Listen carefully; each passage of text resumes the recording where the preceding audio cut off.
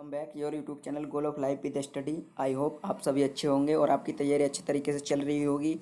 और आज हम आपके लिए एक कोर्स की जानकारी लेकर आए हैं। यदि आप भी बायोलॉजी बैकग्राउंड से हैं तो ये कोर्स आपके लिए बहुत ही बेनिफिशियल हो सकता है, तो वीडियो को लास्ट तक जरूर देखें। और यदि आप ऐसे कोर्सेज़ की जानकारी चाहते हैं तो आप हमारी प्ले लिस्ट में जाकर चेक कर सकते हैं। हमने काफ़ी सारे कैरियर ऑप्शंस व कोर्स की जानकारी के बारे में वीडियो बना रखे हैं। और यदि आपको इनसे अलग और कोई भी वीडियो चाहिए किसी कोर्स के बारे में तो आप हमें कमेंट्स कर सकते हैं।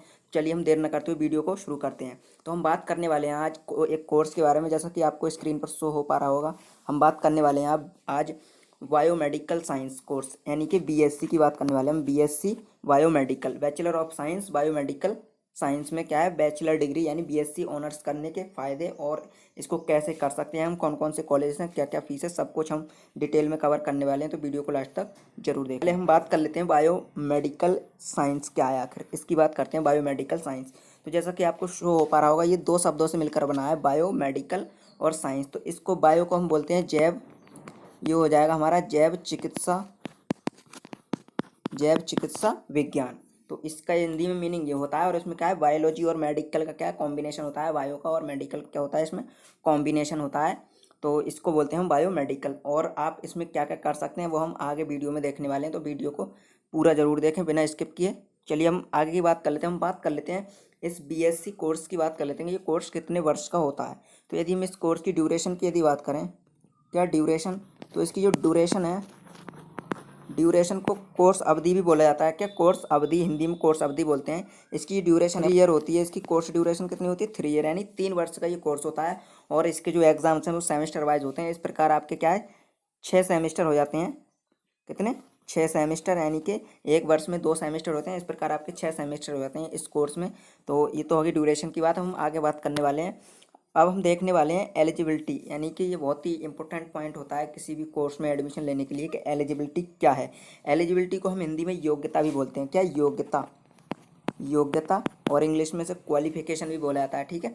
तो अब इसकी जो एलिजिबिलिटी है वो रखी है 12th विद पीसीबी का मतलब आप समझ रहे होंगे। यदि आप बायोलॉजी बैकग्राउंड से हैं, पी से फिजिक्स और सी से केमिस्ट्री और बी से बायोलॉजी, पीसीबी ग्रुप से आपका 12th होना कंपलसरी है। एटलीस्ट 50% मार्क्स, यानी आपके जो 50% अंक होना कंपलसरी है 12th में।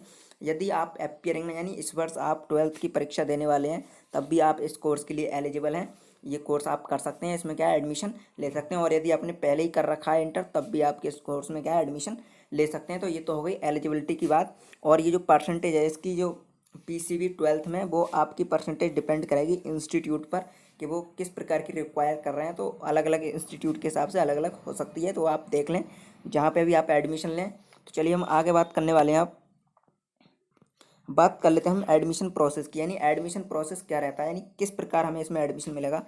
तो एडमिशन प्रोसेस मोस्टली सभी जो कोर्सेज होते हैं उनके तरह इसमें भी क्या है, डायरेक्ट और बाई एंट्रेंस, यानी कि डायरेक्ट भी एडमिशन होता है और एंट्रेंस एग्जाम के द्वारा भी आपको इसमें एडमिशन दिया जाता है। आप जहाँ पे भी एडमिशन लें, आप वहाँ पे बात कर सकते हैं एक बार कि एंट्रेंस एग्ज़ाम है या फिर डायरेक्ट आपको एडमिशन दिया जा रहा है। उस प्रकार आप अपनी तैयारी को क्या कर सकते हैं। चलिए हम आगे देखते हैं। फीस स्ट्रक्चर की बात कर लेते हैं हम। क्या, फीस स्ट्रक्चर, तो फीस स्ट्रक्चर की यदि हम बात करें तो इस कोर्स का जो फीस स्ट्रक्चर है, गवर्नमेंट कॉलेज की यदि हम बात करें तो गवर्नमेंट कॉलेज में जो फीस है इसकी, वो मिनिमम 3,000 से लेकर आपकी 22 या फिर हम कह सकते हैं 25,000 तक हो सकती है। डिपेंड करती है इंस्टीट्यूट टू इंस्टीट्यूट या कॉलेज टू कॉलेज। इस प्रकार क्या है, आपकी फ़ीस हो सकती है। गवर्नमेंट कॉलेजेस की हमने बात करी, गवर्नमेंट कॉलेजेस, यूनिवर्सिटीज या इंस्टीट्यूट की 3,000 से लेकर 22,000 या 25,000 तक हो सकती है। वहीं हम यदि प्राइवेट इंस्टीट्यूट की बात करें या यूनिवर्सिटीज़ की, तो प्राइवेट में ये आपकी फ़ीस 55,000 से लेकर 1,00,000 या उससे भी अधिक जा सकती है पर ईयर। क्या, ये फीस बताइए हमने अभी आपको पर ईयर के हिसाब से बताइए, पर ईयर यानी कि एक वर्ष की फ़ीस बताइए हमने आपको अभी। तो ये फ़ीस इतनी हो सकती है। आप जहाँ जिस भी इंस्टीट्यूट में एडमिशन लें वो देख सकते हैं, हर इंस्टीट्यूट की फ़ीस क्या अलग अलग होती है। तो फीस डिपेंड करती है इंस्टीट्यूट या यूनिवर्सिटी पर। तो चलिए अब आगे बात कर लेते हैं। कॉलेजेस की बात कर लेते हैं, कौन कौन से कॉलेज हैं इंडिया में। वैसे तो काफ़ी कॉलेज हैं इंडिया में इस कोर्स को कराने के लिए, बट हम कुछ कॉलेज इंस्टीट्यूट की बात करने वाले हैं। तो आप यहाँ पे देख सकते हैं। और इसके अलावा जहाँ पे आप रहते हैं उसके अनुसार, जिस स्टेट में, जिस जगह से आप बिलोंग करते हैं उसके अनुसार आप एडमिशन ले सकते हैं इस कोर्स में। चलिए हम बात करने वाले हैं कॉलेज की। तो post graduate government college Chandigarh Chandigarh, Indian institute of technology Madras Chennai Tamil Nadu, university of Hyderabad Hyderabad Telangana, university of Kolkata university of Calcutta और कोलकाता वेस्ट बंगाल, शिवाजी यूनिवर्सिटी कोल्हापुर कोल्हापुर महाराष्ट्र। चलिए हम आगे और देख लेते हैं colleges. JS university Shikohabad Uttar Pradesh, अघोरी का मिनी प्रसाद चंद्रा महाविद्यालय हुगली वेस्ट बंगाल, बाबा डीएवी कॉलेज होशियारपुर पंजाब। चलिए आगे देखते हैं। PGM government college Hisar Haryana, government post graduate college Una Himachal, government Ranbir college Sangrur Punjab. और अब हम बात करने वाले हैं सिलेबस की, यानी इसका जो सिलेबस है वो क्या रहता है कि आपको इस कोर्स के दौरान क्या क्या पढ़ना होगा या आपको क्या क्या पढ़ाया जाएगा इस कोर्स में, उसकी बात करने वाले हैं हम। तो human anatomy and physiology, organic chemistry, professional communication, basics cell biology labs, diagnostic and therapeutic instrumentation, immunology, environment studies, principles of genetics, analytical instrumentation and its application, medical physics, molecular biology, microbiology, bio computation, pathology techniques for forensic lab, biochemistry, toxicology, biostatics. आगे देखते हैं।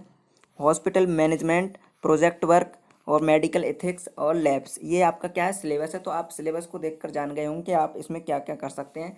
तो ये आपका syllabus था। ये syllabus प्रत्येक university या इंस्टीट्यूट के हिसाब से अलग अलग थोड़ा बहुत डिफरेंट हो सकता है, बस टॉपिक जो आपके यही रहते हैं। ठीक है, चलिए हम आगे देख लेते हैं। अब बात करने वाले हैं हम हायर एजुकेशन, यानी कि आप बीएससी बायोमेडिकल कोर्स करने के बाद आगे हायर एजुकेशन में आप क्या कर सकते हैं। तो हायर एजुकेशन की यदि हम बात करें तो आप एमएससी बायोमेडिकल साइंस कर सकते हैं, पहला ऑप्शन। उसके बाद यदि आप एमएससी बायोमेडिकल साइंस नहीं करना चाहते तो आप पीजी डिप्लोमा कर सकते हैं बायोमेडिकल साइंस में या फिर बायो की किसी भी अन्य ब्रांच में। और आप एमए कर सकते हैं किसी भी सब्जेक्ट में जिसमें आपकी रुचि हो। और उसके बाद आप पीजी करने के बाद आप पीएचडी भी कर सकते हैं बायोमेडिकल साइंस में, या फिर आप एमफिल कर सकते हैं।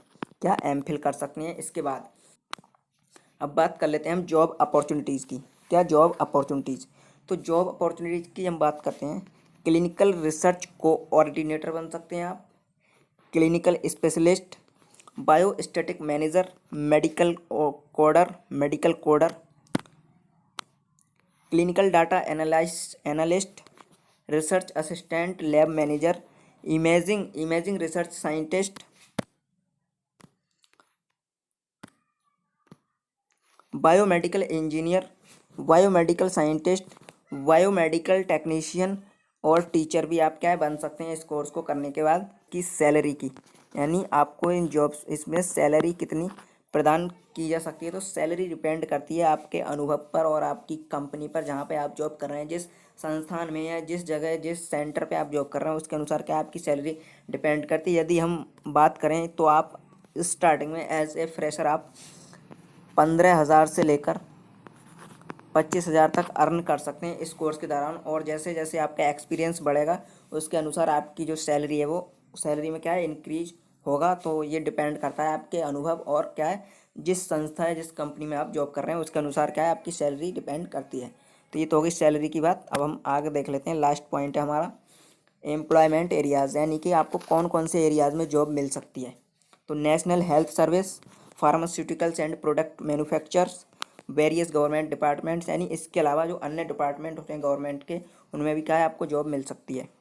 ब्लड ट्रांसफ्यूजन सर्विसेज में आप जॉब कर सकते हैं। कॉलेज और यूनिवर्सिटी में आप एज ए असिस्टेंट प्रोफेसर या प्रोफेसर के रूप में कार्य कर सकते हैं। और फॉरेंसिक लेबोरेटरीज में भी आप क्या है एज ए टेक्नीशियन क्या है वहाँ पे वर्क कर सकते हैं। और उस अपने या फिर आपकी रुचि रिसर्च में है तो आप पीएचडी के बाद वहाँ पे रिसर्च भी कर सकते हैं। और हॉस्पिटल ब्लड बैंक में भी क्या है आपको जॉब मिल सकता है इस कोर्स को करने के बाद। तो ये कुछ एरियाज थे जिनमें आप क्या है जो बीएससी बायोमेडिकल साइंस है उसको करने के बाद आप अपना कैरियर बना सकते हैं इन एरियाज़ में जॉब करके। और ये हमने आज आपको बताया था बीएससी बायोमेडिकल साइंस से जुड़ी हुई सभी जानकारी दी है। यदि आपको फिर भी लगता है कुछ जानकारी मतलब स्किप हो गई है तो आप हमें कमेंट्स कर सकते हैं, हम आपको वो जानकारी देने की पूरी कोशिश करेंगे। और यदि आपको वीडियो अच्छी लगी हो तो वीडियो को शेयर ज़रूर कर दें, ताकि जो भी दोस्त इस कोर्स को करना चाहते हैं उन्हें सही जानकारी मिल सके इस कोर्स के बारे में। तो दोस्तों आज की वीडियो में इतना ही, मिलते हैं अगली वीडियो में, तब तक के लिए धन्यवाद।